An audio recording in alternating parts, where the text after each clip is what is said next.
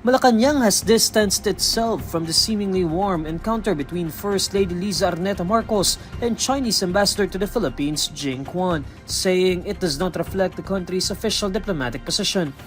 The palace, however, expressed hope that the cordial meeting between the wife of President Ferdinand Marcos Jr. and the Chinese envoy could be a first step in de-escalating the ongoing word war between officials of Manila and Beijing over the South China Sea dispute.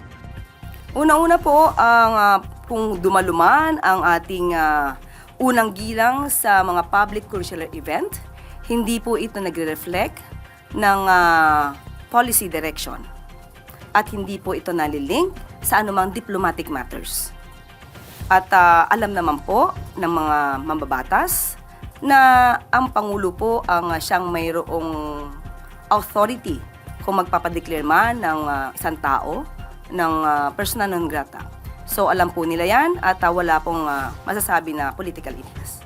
The Chinese Embassy in Manila and the First Lady's social media accounts on Sunday separately shared a photo of Araneta Marcos and Jing attending Chinese pianist Lang Lang's one-night-only concert in Makati City. While the palace did not provide details of the discussion between the First Lady and the Chinese envoy, Castro said it could signal an easing of tension between Manila and Beijing amid the escalating verbal exchange over the West Philippine Sea, part of the South China Sea within the Philippines' 200 nautical mile exclusive economic zone. Alam naman po kasi ng bansang China na ang ating Pangulo at ang administrasyon na ito ay tanging diplomasya ang nais para maayos kung ano man po ang issue. So naramdaman po yan ng China malamang, kaya po hindi lang po kinakailangan na magkaroon ng init or initan sa pagitan po ng dalawang bansa. President Marcos earlier rejected calls to declare the Chinese ambassador persona non grata over the escalating verbal exchanges between the diplomat and some Philippine officials and legislators regarding the West Philippine Sea dispute.